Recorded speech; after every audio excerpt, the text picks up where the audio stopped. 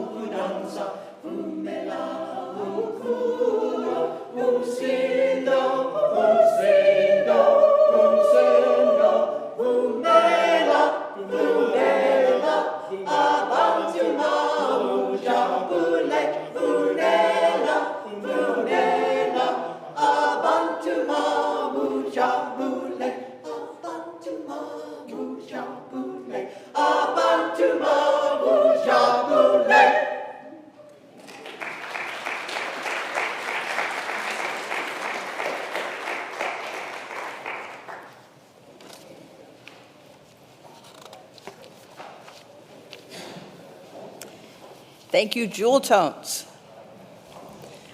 Good morning and welcome to the First Unitarian Universalist Church of San Diego, where we worship each Sunday in the South Bay, in Hillcrest, and online.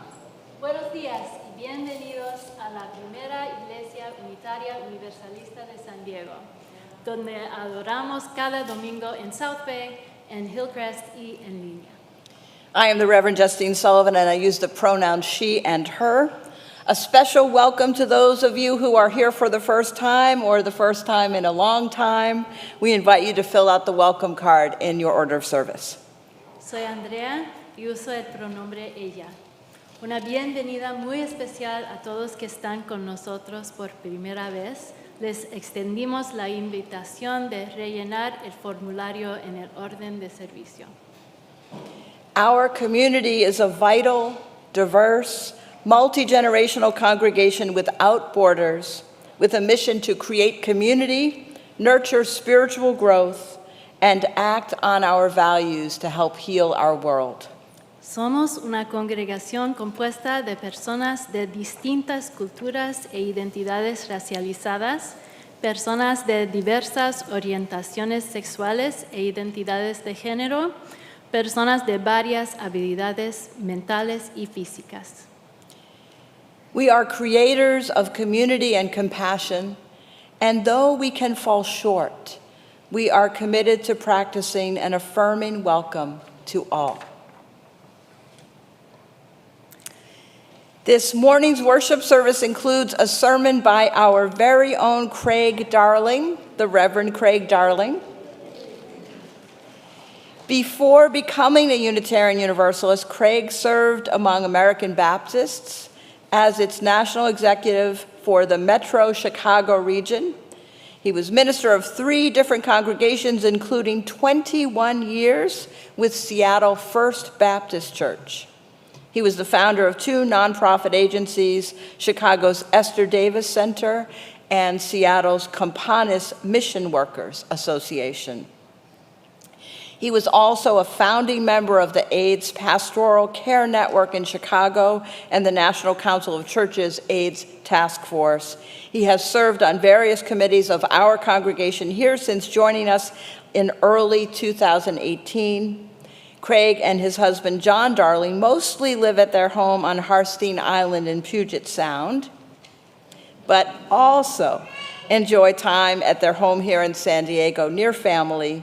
They love spending time with their 2 sons, their Minnesota daughter-in-law, 4 grandchildren, and Marty Bingo, their 13-foot-tall giraffe.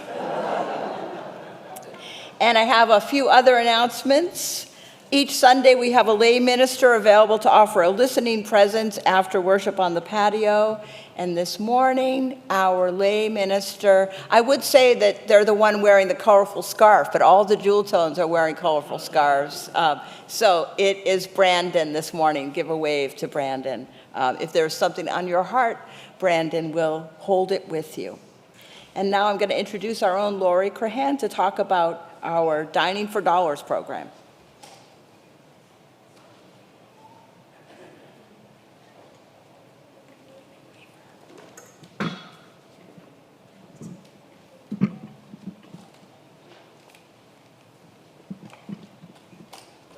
Good morning. Good morning.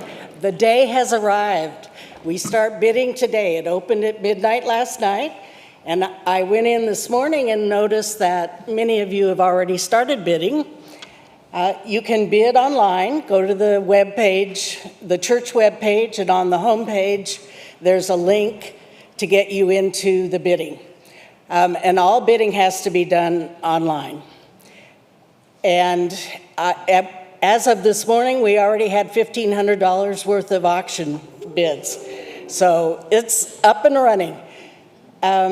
Today, Sylvia Ollinger and I will be in Bard Hall to answer any questions you have, to help you with any issues. If you registered and have bid before, your name is already in the auction. If you've never bid before, then we'll help you register. We will help you. Yeah, show you how to do that. We also have a few hard copies of the bidding book.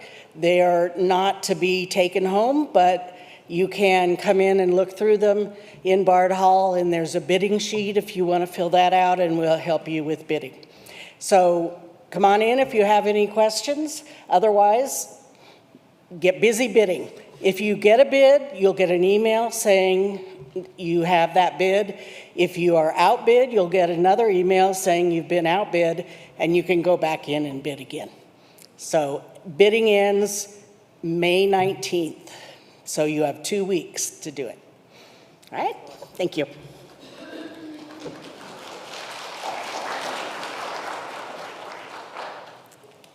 And now I invite you to rise in body or in spirit and join us in singing our opening hymn, This Little Light of Mine.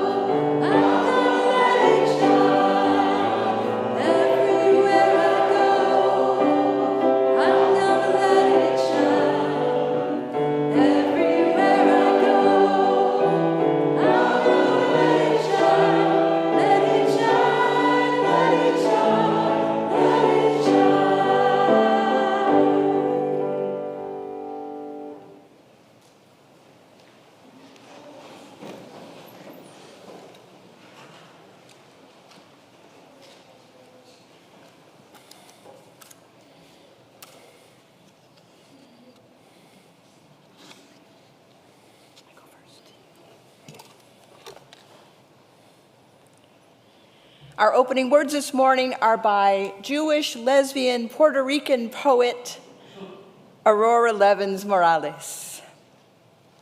Step by step, we learn to braid our paths, to trade our stories round the fire. Sometimes we help each other over stones, share water when we find it, handfuls of oasis dates. And sometimes we feel the clutching at our hearts grow fearful and angry, forget each other, and betray. We practice every day how we'll ford the flood, hands around wrists, making a rope from bank to bank, a kinship deeper and more true than blood. What makes us chosen is that we choose each other, moving at the speed of trust together. Come, let us worship together.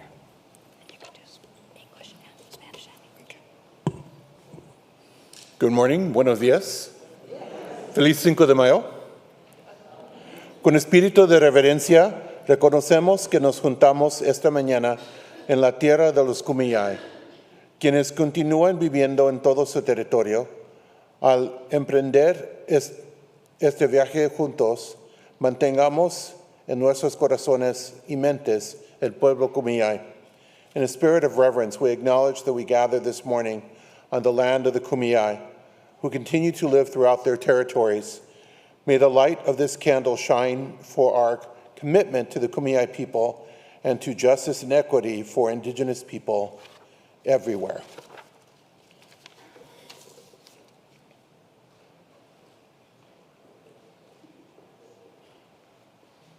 And now I invite you to rise once again in body or in spirit and join us in singing our church hymn, followed by the aspiration.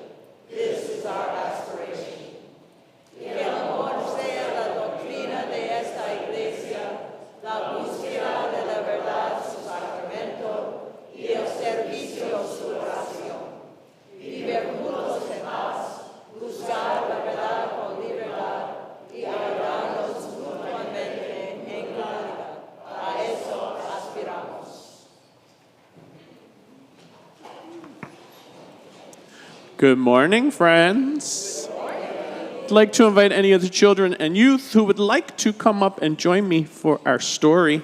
Good morning. Oh, here comes some more people. Good morning. Oh, some new shoes. Whoa, and they blinky shoes. Anybody else? Okay. Oh, here comes somebody else. They light up, I see. Good morning. Oh, that's okay. You can sit down here, then you're both sort of the same amount of close. Is that okay? Oh, good morning. So, friends, our story this morning is about a group of friends. And each of them in the story brings something different and unique with them, like curiosity or leadership or a sense of adventure or calmness or even some fear. Hold on 1 minute after this story. And they stick together through different challenges, and in the process, they become a community, but kind of almost by accident. So let's read the story, and then I'll say a little bit more about it afterwards. The story is called Bear Came Along. Once there was a river that flowed night and day, but it didn't know it was a river until Bear came along. Bear was just being curious until he realized what the river could do, but he didn't know he was on an adventure until Froggy hopped in. Froggy was a lonely frog who was looking for a friend, but she didn't know how many she had until the turtles showed up. The turtles tried to warn them about the things that could go wrong, but they didn't know how to enjoy the ride until Beaver climbed aboard. Beaver was born to captain. He knew exactly where to go, but he didn't know about the detours until the raccoons dropped in. The raccoons were so excited about the twists and turns ahead, but they didn't know they had to be careful until they crashed into Duck. Duck was so content being right where she was, but she didn't know there was a world to see until Bear held on to Froggy. Froggy held on to Turtles. Turtles held on to Beaver. Beaver held on to Raccoon. Raccoon held on to Duck. Whoa, they went over the falls. So many different animals living their separate lives, but they didn't know they were in it together until the river came along. The end. That was a good story? I thought so too. I'm glad you liked it. That was a very good story. Whoa, 2 thumbs up, I see. So, I'm glad you liked the story, but imagine it would have been a little bit of a different story if Bear was by himself, wouldn't it? I bet it would have been a lot scarier and a lot less fun if he didn't have others with him. But luckily, in this story, he found a community to be with him. But as I said at the beginning, it was almost by accident. But we can create a community intentionally. That means on purpose. And I know that sometimes some of you bring friends to church. Have you ever brought a friend to church with you? Yeah, I know you all have. Have you ever brought a friend to church? Oh, you brought a friend today. Look at that. But wouldn't it be cool if our grown-ups brought some friends to church? Wouldn't that be kind of cool? Let's look at them with a sad face and ask them to bring a friend to church with them next time. Because we have an awesome community, and it's so much more fun to go through the adventures together when we have friends with us. Okay, one last thing. I will bring mango every Sunday. Okay, we have one commitment. Let's see if we can match that, grown-ups. All right, friends, can you help me? And we're going to stand up here, and we're going to lead our congregation in our affirmation, and I need your hands to help me. We'll say it first in English and then in Spanish. We are Unitarian Universalists, a people of open minds, loving hearts, and welcoming hands. Somos unitarios universalistas, personas de mentes abiertas, corazones amorosos, y manos que dan la bienvenida. And now I invite all the children and youth who would like to meet me and the other leaders out on the patio for religious education.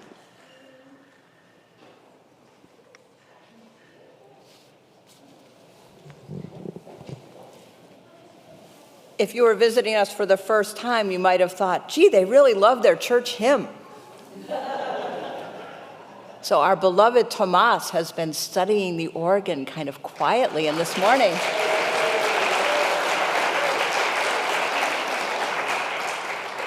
he debuted playing our church hymn on the organ. It just sounds magnificent, doesn't it? So thank you, Tomas. One of the ways that we live our values is by sharing our offering each week with a local organization working for justice. Throughout the month of May, our offering is being received in support of Doors of Change, a local San Diego nonprofit working to address youth homelessness. Doors of Change provides rapid and empathetic care to homeless youth who are looking for a way off the streets. Since 2001, they have placed over 2,800 homeless youth in safe housing. You can donate this morning here in person by credit card using the dip jar on this side or by cash or check using the donation boxes on that side. If you need help, raise your hand, and you can always donate online at our church website, firstuusandiego.org. Thank you for your generosity. The morning offering will now be joyfully given and gratefully received.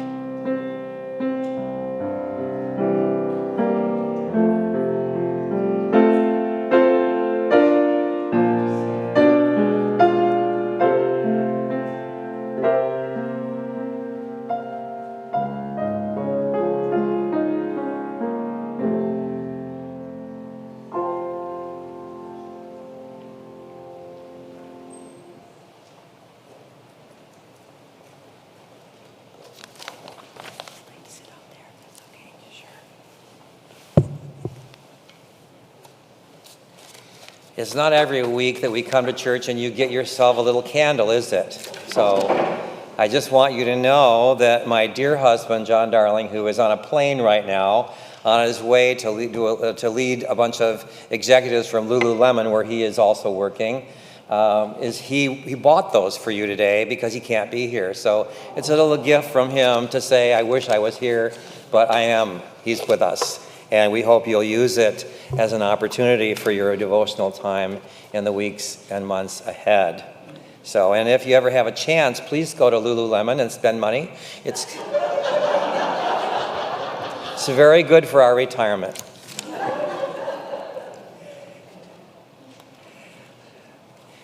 As I was imagining today's message into form, not long before our recent total eclipse of the sun, I reflected on the words of my dear friend and former colleague, Jean Houston, which I am eager to share with you now.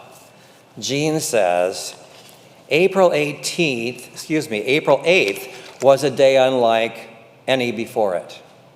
Millions of people looked toward the heavens to discover what many called a spiritual experience. For in the dance between light and dark, we had come together as citizens of a powerful and humbling cosmos. All that had divided us was subsumed by a rare and precious sense of belonging to an extraordinary home of land and sea and stars. We were drawn into the mystery of light and dark by a childlike awe that initiated us into an unexpected relationship of community, reverence, and possibilities.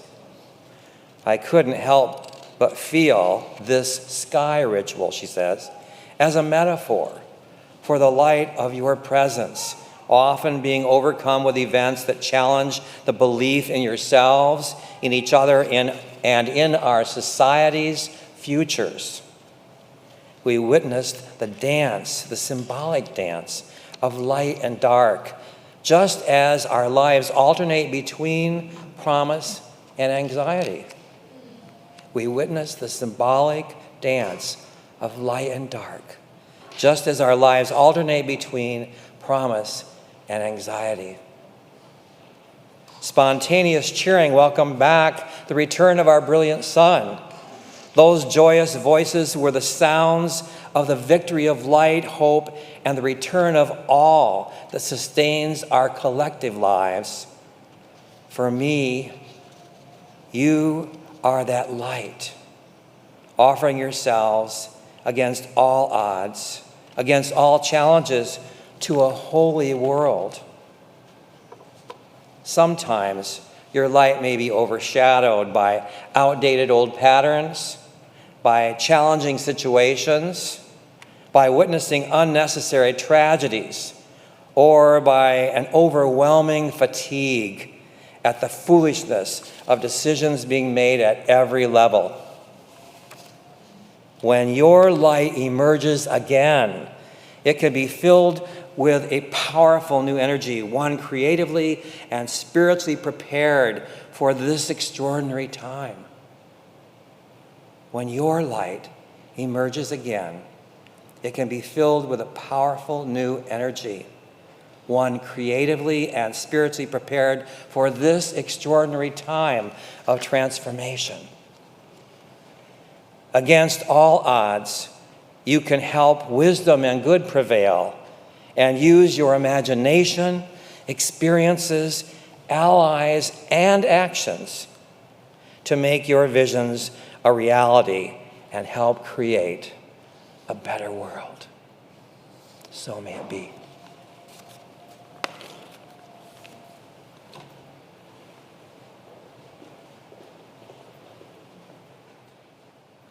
We'll remain seated for our meditation hymn, Comfort Me.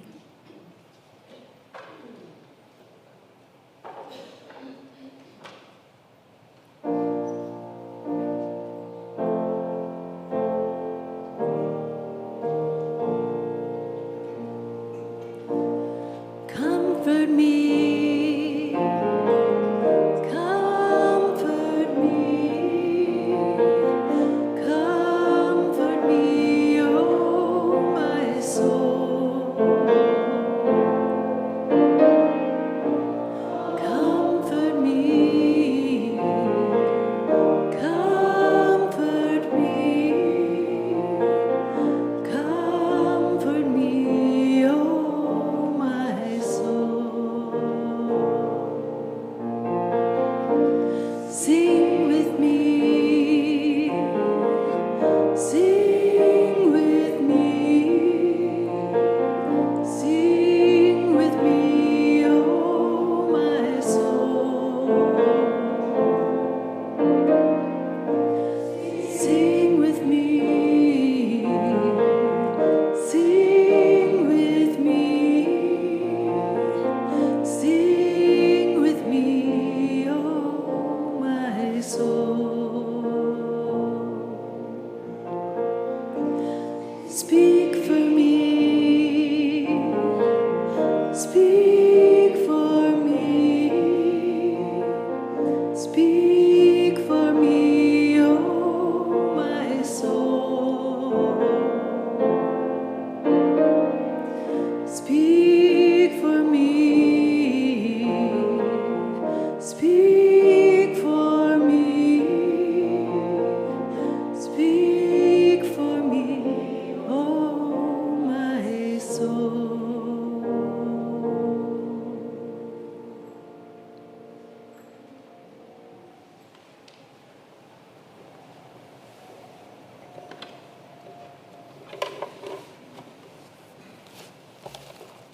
This pulpit's kind of short. Of course, Justine would think that. So. Well, my heart is full of gratitude this morning as I celebrate once again the extraordinary life of our friend, the late Reverend Jim Grant, by wearing this stole. This was a gift to me from James and Martha, his children, and I cherish it. And every time I wear it, I will celebrate Jim's ministry. What an incredible gift it was to be his friend. I know many of you know that. It seems fitting that I bring Jim's continuing energy of loving energy into this soulful space this morning. Reflecting on my last few times with Jim, it occurs to me that even in his final days, he was modeling for us the core values that challenge us from the 8 principles we as Unitarian Universalists strive to embrace. A few days before Jim died, he shared with me how angry he had been at his weakened body and how the nation's ills made his exhaustion even deeper. He said it had gotten kind of dark around him and in the world and in his soul. A soulless experience, he thought. Then, because of an article he read, he had an aha moment. A repentance, he smiled and winked and said about it. In spite of his exhaustion and weakened body, he suddenly realized there was something he was supposed to be learning from that season of his life. He said, "Oh, Craig, I'm wide-eyed and eager to discover the teachings of these difficult days with me and the world." Then he paused, as though to be reflecting, and he began telling me this story. It's a story he read from an article by Anne Lamott. It seems A.J. Must, a lifelong pacifist, during the Vietnam War, stood in front of the White House night after night with a lighted candle. A one-person protest conducted near the end of his life.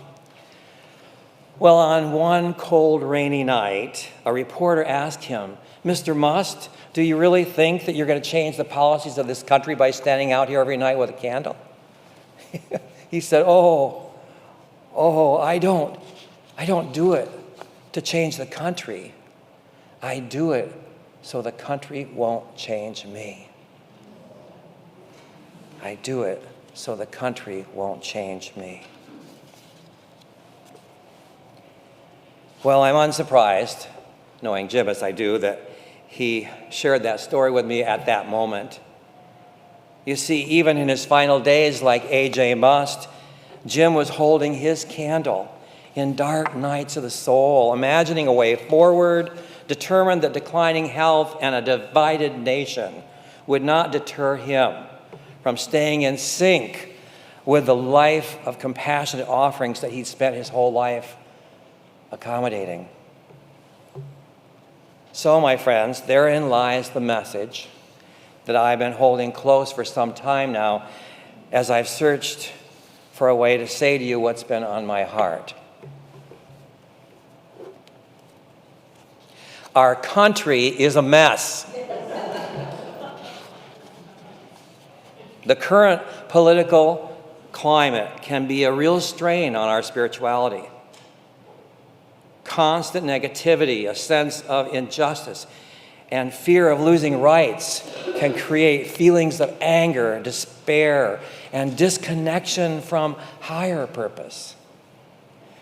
This can make it difficult to find peace and practice spiritual disciplines that rely on feelings of hope and inner harmony. And I admit it, I'm overwhelmed by the news, by the abandonment of basic human regard and lack of neighborly love. When John and I first joined this church, we were in the middle of our nation's last administration. It was an administration that seemed to be doing something every week that caused me to feel like a leaking wound of frustration, anger, fear, and anxiety. Then we'd come to church. I'd look around at all you dear friends, hear a truth-telling message of encouragement and inspiration, and then leave with a sense of hope for the week ahead. And those discouraging years actually seem tame by comparison to the national tone in which we're living now. Dear friends, I'm talking to you, First Unitarian Universalist Church of San Diego, each and every one of you, because you see, in those early years to which I just referred when John and I first arrived here, you were the salve that kept me from spiritual despair every week.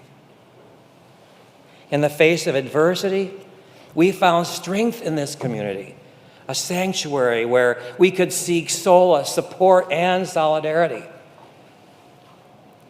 You see, I grew up in a family where Dad was a leader in the Democratic Party, and my parents instilled in us a fervor for love of country which demanded our full attention and engagement.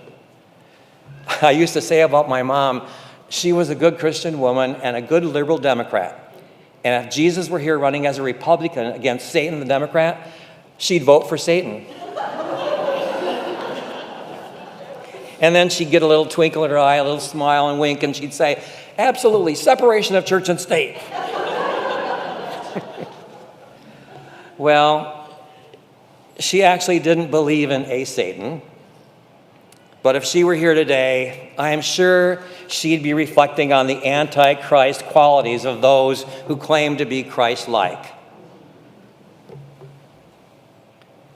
Anyway, it was drilled into me from an early age that I must care about justice, mercy, basic human regard, neighborly love, and advocate for a government that reflects those core values. So I'm struggling again, my friends. I can't help myself. The daily news is depressing me, and I find myself in dark nights and mornings of the soul. Am I alone? Am I alone? No. Or do some of you feel that constant growing despair as well? Do you feel yourself sad, angry, shaking your head in disbelief, cursing the TV during the news, throwing the newspaper across the table after reading of yet one more abuse? Yes, I read a paper, and yes, I throw it. Like A.J. Must and Jim Grant, are we holding our candles, our chalice, so political, cancerous spectacles won't change us?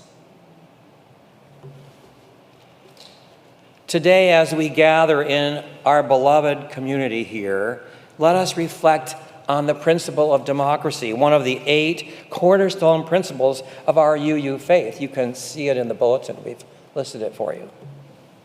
Democracy is not just a political system. It is a fundamental expression of our commitment to the inherent worth and dignity of every individual. It's a recognition that every voice matters and every person has the right to have their voice heard. Within our congregation, the principle of democracy is embodied in the right of conscience, the freedom of every individual to explore their own beliefs and to participate fully in the decision-making process. Here in this loving space, unlike the way it feels in our nation these days, we come together as equals, sharing our diverse perspective, a great gift. Our diverse perspective is a gift. Sharing what we can, engaging in dialogue with open hearts and open minds. Through this process, we seek to discern the will of the community and act in accordance with our shared values. It occurs to me that we're in the midst of this democratic dynamic process again, aren't we? As we look at the do we stay, do we leave, or do we share this campus that we've called home for so long. But our covenant with democracy is not just confined to these walls or the concerns of our congregation. It extends into the wider world where we are called to be active participants in the larger democratic process. As Unitarian Universalists, we believe in the power of collective action to bring about positive change. We understand that democracy requires more than just casting a ballot. It requires active engagement, informed discourse, and commitment to the common good. But in the midst of a divisive political climate, it can be easy to feel disillusioned and disheartened. Let us remember that democracy is not a spectator sport. It requires the active participation of each of us. Whether we're marching in the streets, which we do around here, don't we, sometimes? Or whether we volunteer for a political campaign, which I know several of you are doing right now, or simply engaging in a conversation with our neighbors, all of us have a role to play in shaping the future of our society. So, by embracing our 8 UU principles, our core values, no wonder we're feeling adrift in this nightmare sea of a political hurricane. But I believe this church has a unique gift. I've got to see it while I'm here, and because we live mostly up there on the island, I get to see it from afar, and then when I come back, it's all new, and I see it with clearer eyes maybe than some of you who are here every week. And the unique gift that we have is different, I believe, than most other religious institutions in San Diego. We come here each week to encourage each other. And in the dark days of our nation's political sickness, I'd like to suggest that we need to be a bit more about outreach. It's all very interesting and important, the many ministries in which we're engaged, much of them about outreach. The South Bay Food and Diaper Pantry, Men's Fellowship, Young Adult Group, Children's Religious Education, the Climate Justice Team, Rainbow Action, Reproductive Justice Team, and other justice initiatives, lay ministry and support groups, and the list could go on and on. Yet let me challenge us beyond our internal ministry programs to be a bit, hear it, evangelical. Oh, that word, of course, makes us cringe, given how it's been co-opted by the Christian nationalism movement of the religious right. But I say they can't steal that word. It's good for us too. It simply means share good news, and I'm here to tell you loud and clear, First Unitarian Universalist Church has good news to share. And our neighbors need to know that we're here for them, especially right now in these disturbing, anxious months, which holds in the balance our nation's democracy. All of us and our neighbors too need to be holding our lighted candle so the country won't change us. Now, I'm not suggesting that we organize a church growth initiative to expand our membership, although I'm sure Justine would like that. I'm suggesting that in the coming months, as the November 5th election approaches, and it's 6 months away from today, and as the divisions between our neighbors becomes increasingly ugly, we find ourselves anxious sometimes, waiting to see if our democracy will survive or be dismantled. We, each and every one of us, guided by the principles of democracy and the values that unite us as Unitarian Universalists, listen to one another with empathy and understanding, including with those we don't agree with. Let us work together, hand in hand, to create a world where justice, equality, and compassion reign supreme.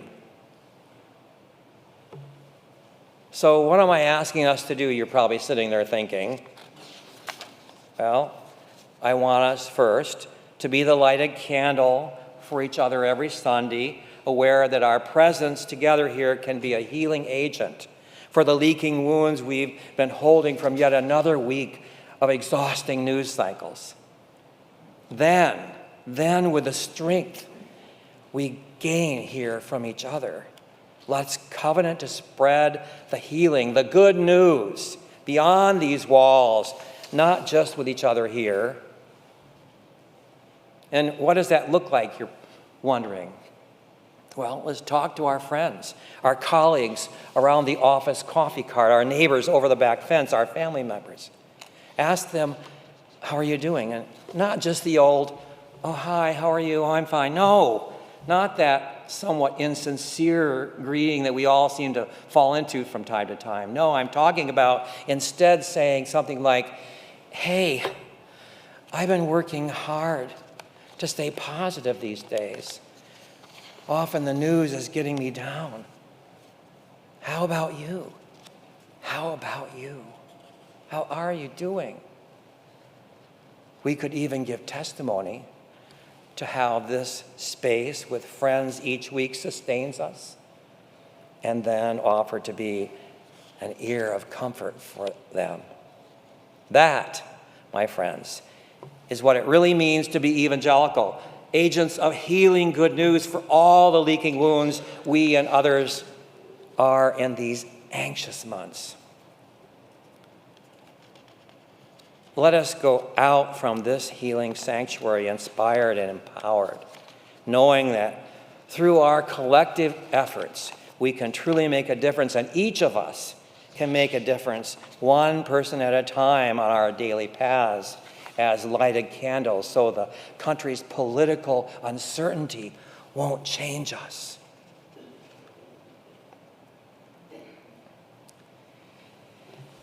And though this unifying space we share together each week gratefully recenters us, the days between our gatherings here may find us longing for soulfulness and calm that can't wait till we're here with each other again. So I encourage you, each of you, to discover practices of meditative reflection that sustains you in the dailiness of your life. As a child, I was blessed to grow up in a little country church where we worshiped each week in silence.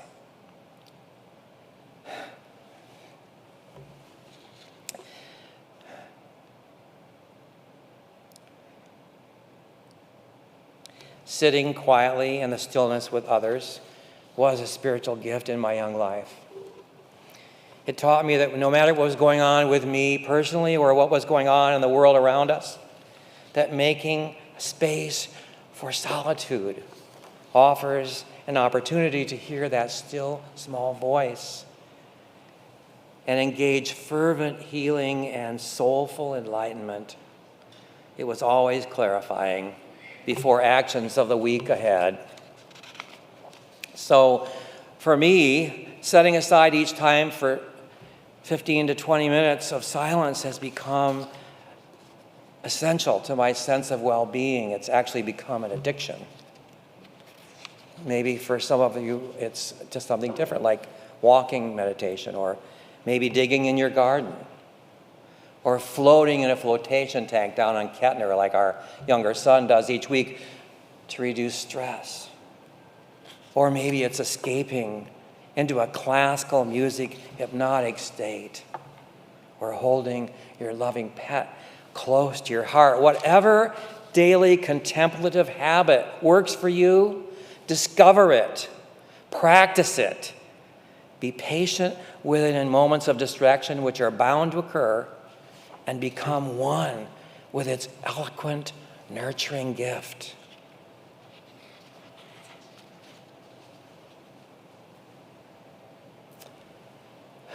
Musician Allie Halbert reminds us, you don't have to carry the weight of the world in your muscles and bones. You don't have to carry the weight of the world in your muscles and bones. Let it go.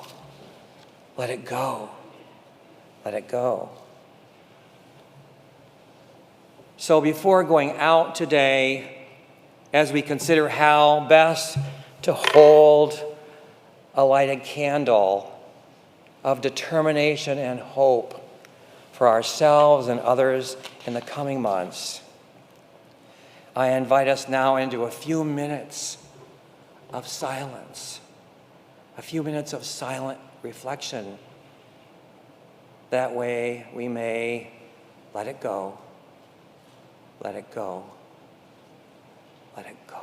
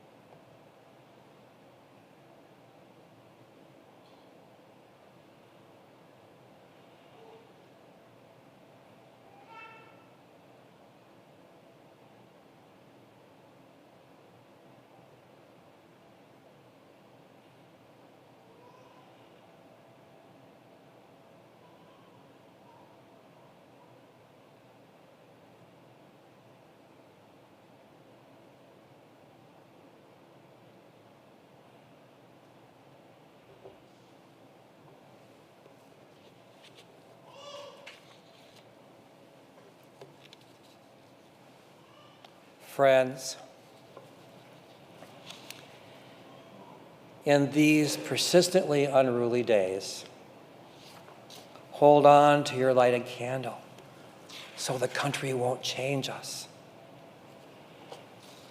And today, if you hear the voice of tenderness calling you into reparative spaces and actions of love, do not harden your heart.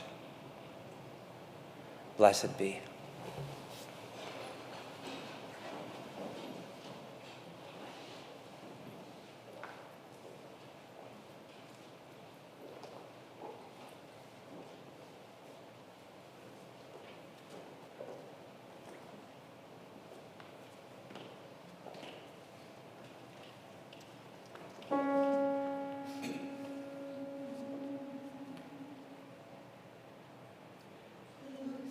Loosen, baby, you don't have to carry the weight of the world in your muscles and bones. Let go, let go, let go. Loosen, loosen, baby, you don't have to carry the weight of your world in your muscles and bones. Let go, let go, let go. Holy breath and holy name, will you ease this pain? Loosen, baby, and you don't have to carry the weight of the world in your muscles and bones. Let go, let go, let go.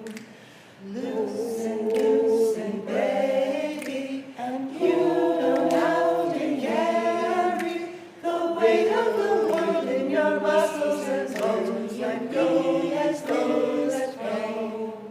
Let go, let go, let go. Let go, let go, let go. Let go, let go, let go.